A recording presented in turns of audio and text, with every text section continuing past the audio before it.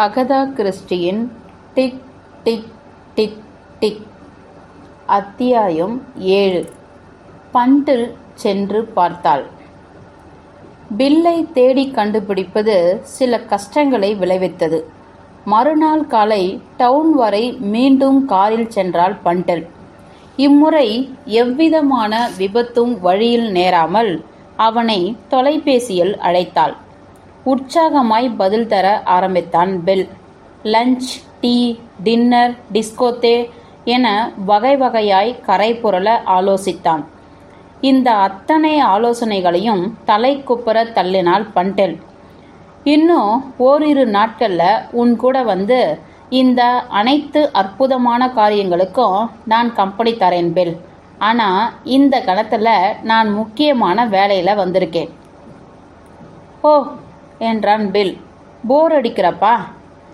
இது ஒன்றும் போர் கிடையாது என்றாள் பண்டில். என்ன வேணும்னாலும் சொல்லு, போரான சமாச்சாரம்னு மட்டும் சொல்லாத பில். உனக்கு ஜிம்மி தேசிகர் என்னும் பேர் கொண்ட யாரையாவது தெரியுமா? அப்கோர்ஸ் உனக்கும் தான் தெரியுமே. நோ, எனக்கு தெரியாது என்றாள் பண்டில். எஸ், உனக்கு தெரியும். உனக்கு தெரியணும். எல்லோருக்கும் ஓல்டு ஜிம்மியை தெரியும். சாரி என்றாள் பண்டில். எல்லாருக்கும் தெரியுங்கிறதுக்காக எனக்கும் தெரியணும்னு அவசியம் கிடையாது. ஓய், ஆனால் உனக்கு ஜிம்மியை தெரிஞ்சிருக்கணும். பிங்க் கலரில் ஒரு முகம் பார்க்க முட்டாள் மாதிரி தெரியலாம். ஆனால் என்னை போலவே அவனுக்கும் சமத்தியான மூளை.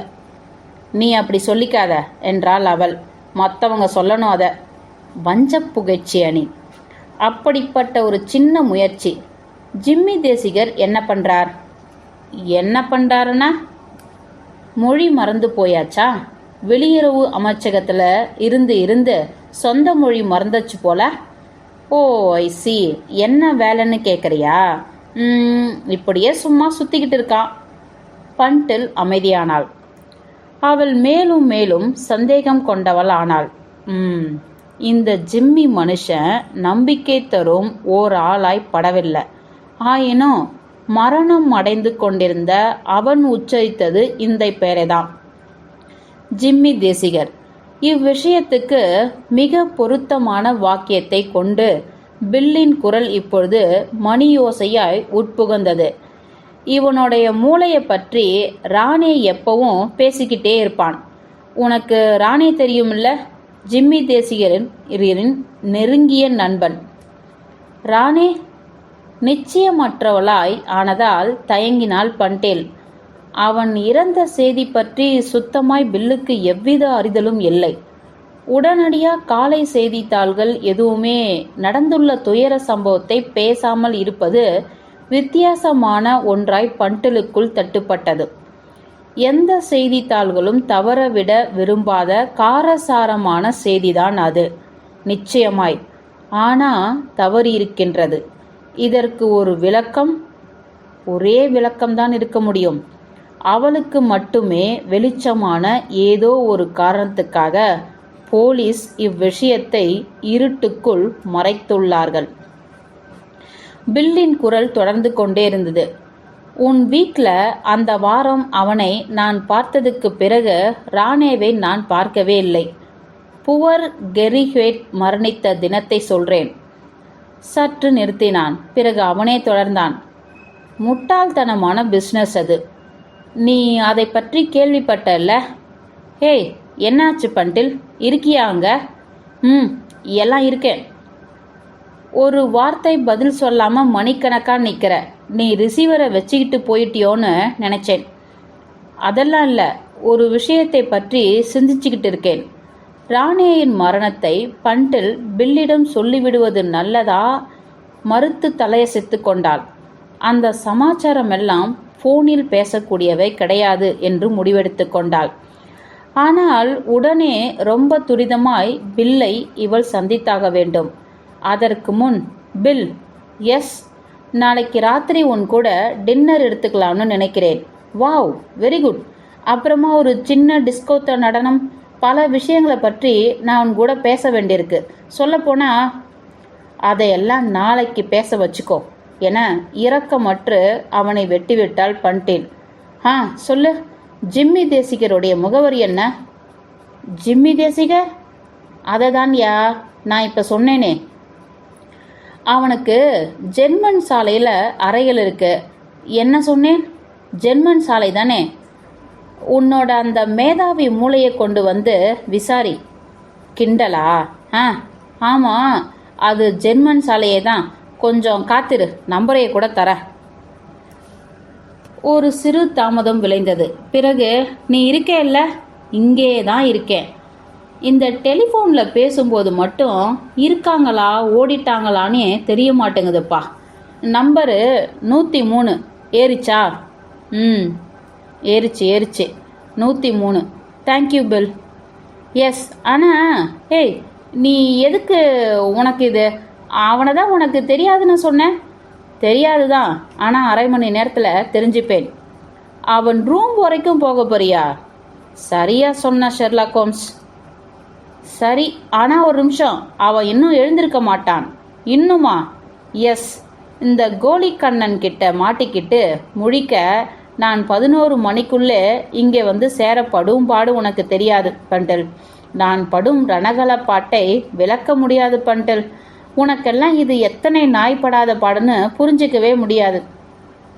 நாளைக்கு ராத்திரி இந்த நாய்ப்படாத பாட்டையெல்லாம் ஒரு பாட்டா சொல்லி அழு பண்டில்.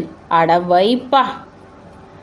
ரிசீவரை பலாரென அரைந்து வைத்த பண்டில் நிலைமையை கட்டுக்குள் கொண்டு வந்தாள். கடிகாரத்தை ஒரு நோட்டமிட்டாள். 11:35. தனது நண்பனின் வழக்கம் பற்றி பில் அறிந்திருந்ததையும் மீறி மிஸ்டர் தேசிகர் வரும் பார்வையாளரை எதிர்கொள்ளும் அளவுக்கு நிச்சயம் தயாராய்தான் இருப்பார் என்றே முடிவு பண்ணி கொண்டாள் பண்டில். 103 ஜெர்மன் சாலைக்கு ஒரு டாக்ஸியை அமர்த்தி கொண்டாள். ஒரு பெர்ஃபெக்ட் பணியாளரால் கதவு திறந்துவிடப்பட்டது. சாந்தமாகவும் உணர்ச்சியற்ற முகம். இப்படி வர முடியுமா மேடம்? மாடிப்படிகளில் வழிகாட்டப்பட்ட பண்டில் தோலுறைகள் போடப்பட்டு விதவிதமான சைஸ்களில் இருக்கைகளும் சோபாக்களும் இருந்த ஒரு வசதியான அறைக்குள் விடப்பட்டாள். உட்கார்பவரை அமுக்கமாய் உள்ளிழுத்து கொள்ளும் ஒரு லெதர் நாற்காலியில் அங்கு மற்றும் ஒரு பெண் இருந்தாள். பண்டிலை விட இளையவள் அவள். சின்ன வெண்ணிற பெண், கருப்பு உடையில். நீங்க யாருன்னு நான் சொல்ல மேடம்?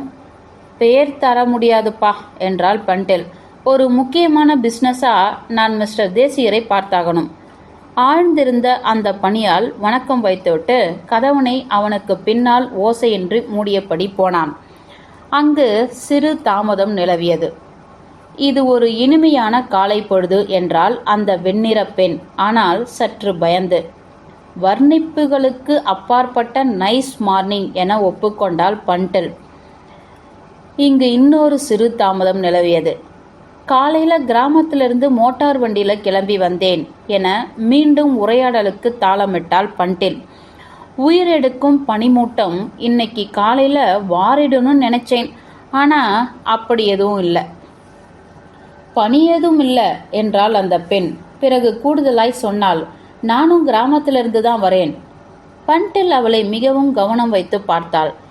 இன்னொருத்தி வந்து உள்ளே உட்கார்ந்து கொண்டிருப்பதில் பண்டிலிடம் சிறு எரிச்சல் மண்டியிருந்தது.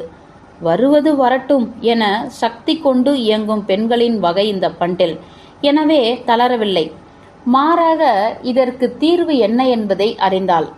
இவளுடைய விஷயத்துக்குள் குதித்திறங்குவதற்கு முன் அந்த பெண் கழற்றிவிடப்பட்டு விடுதலை அடைந்துவிட வேண்டும் என்பதே அது. முன்பின் அறிமுகமில்லாத ஒரு அந்நியனுக்கு முன்னால் பேச ஆரம்பிக்கும் விஷயம் கிடையாது பண்டில் வைத்திருப்பது. தற்சமயம் அந்த பெண்ணை மேலும் நெருக்கமாக கவனிக்கும் போது ஒரு வித்தியாசமான ஐடியா இவளுடைய மூளைக்குள் மின்னலடித்தது. அப்படி இருக்க முடியுமா? ஆமாம், இருக்கலாம். அந்த பெண் ஆழ்ந்த வருத்தத்தில் இருக்கிறாள். தளர்ந்திருந்த கால்கள் இதைத்தான் காட்டுகின்றன. பண்டிலுக்கு தன்னுடைய யூகத்தில் திருப்தி விளைந்தது. ஒரு நீளமான உள் மூச்சினை இழுத்து கொண்டாள். ஹேய் கவனி என்றவள் கேட்டாள். நீதான் ஒருவேளை லொரைன்வோடோ? லொரைனின் கண்கள் அகண்டு பிதுங்கின. எஸ், நான் தான். இதை கண்டுபிடிக்கணும்னா நீங்கள் எத்தனை புத்திசாலியாக இருக்கணும்? நாம் சந்திச்சதே கிடையாது இல்லையா? இருந்தாலும் நேற்று நான் உங்களுக்கு ஒரு கடிதம் போட்டிருக்கேன். நான் பண்டில் பிராண்ட். ஓ, கெர்ரியோட லெட்டரை நீங்கள் எனக்கு மெனக்கிட்டு அனுப்பி வச்சிருப்பதற்கு உங்களுக்கு என் கனிவான நன்றிகள் என்றாள் லொரைன். நான் உங்களுக்கு நன்றி தெரிவித்து கடிதம் போடணும்னு இருந்தேன். உங்களை இங்கே சந்திப்பேன்னு நான் நினச்சே பார்க்கல. நான் எதுக்காக இங்கே வந்திருக்கேன்னு சொல்கிறேன் என்ற பண்டில், உனக்கு ராணி தேவராக்ஸை தெரியுமா என்றாள். லொரைன் ஒப்புதலாய் தலையசைத்தாள். அன்னைக்கு கெர்ரிக்கு கோரம் நிகழ்ந்த போது வந்திருந்தார். அதுக்கப்புறம் 2-3 தடவை வந்தார். அவர் கெர்ரியின் ஆத்ம நண்பர்களில் ஒருவர். எனக்கு தெரியும். வெல், அவர் இறந்துட்டார். லொரைனின் உதடுகள் பிரிந்து நின்றன. மரணம்? ஆனால் அவருக்கு எதுவும் உடம்பு நோவு இருந்த மாதிரி தெரியலையே. எத்தனை சுருக்கமாக முடியுமோ அத்தனை சுருக்கமாய் முந்தைய தினம் நடந்த அத்தனையையும் பண்டில் சொன்னாள். பயமும் கிளியும் சேர்ந்து அரைந்த கொடூர உணர்வு லொரைனின் முகத்தில் இடம்பெற்றது. அப்ப அது நிஜம். அது நிஜம். எது நிஜம்? நான் என்ன நினைச்சேனோ, நான் என்னத்தை இத்தனை வாரங்களாக நினச்சிக்கிட்டு இருந்தேனோ, அது கெர்ரி இயற்கையான மரணத்தால் இறக்கலை. அவன் கொல்லப்பட்டுள்ளான். நீங்கள் அப்படி நினச்சிங்களா? எஸ். தூங்க வைப்பதற்கான மருந்துகளை கெர்ரி எந்த காலகட்டத்திலும் எடுத்துக்கிட்டு இருக்க மாட்டான். அதெல்லாம் அவனுக்கு தேவையே கிடையாது. அப்படி தூங்குவான் அவன். எனக்கு இந்த யூகம் இருந்துக்கிட்டே இருந்தது. விசித்திரமாக தென்பட்டது. எஸ், அவரும் இப்படியே தான் நினச்சார். எவர்? ராணே. இந்த நிலைமையில் இது நடந்திருக்கு. அவரும் இப்போ கொல்லப்பட்டுள்ளார். அவர் சற்றே நிறுத்திவிட்டு பின் தொடர்ந்தார். அதுக்காக தான் நான் இங்கே இன்னைக்கு வந்திருக்கேன். கெர்ரி எழுதியிருந்த அந்த கடிதம், அதை நீங்கள் எனக்கு அனுப்பி கையில் கிடைச்ச உடனே ராணியை பிடிக்க நான் துடித்தேன். ஆனால் அவர் வெளியே போயிருப்பதா சொன்னாங்க. அதனால் ஜிம்மியை வந்து பார்த்துடலான்னு வந்திருக்கேன். இவர் ராணியின் இன்னொரு சிறந்த நண்பர். நான் இனி என்ன பண்ணணும்னு என்பதை இவர் சொல்லலாம்னு நினைச்சேன். எதை பற்றி சொல்கிறீங்க? கேட்ட பண்டில் தயங்கினாள். பிறகு கேட்டாள், 7 டேஸ்? லொரைன் ஒப்புக்கொண்டாள். கவனிங்க என அவள் ஆரம்பித்தாள். ஆனால் அக்கணத்தில் ஜிம்மி தேசிகர் அறைக்குள் நுழைந்தான்.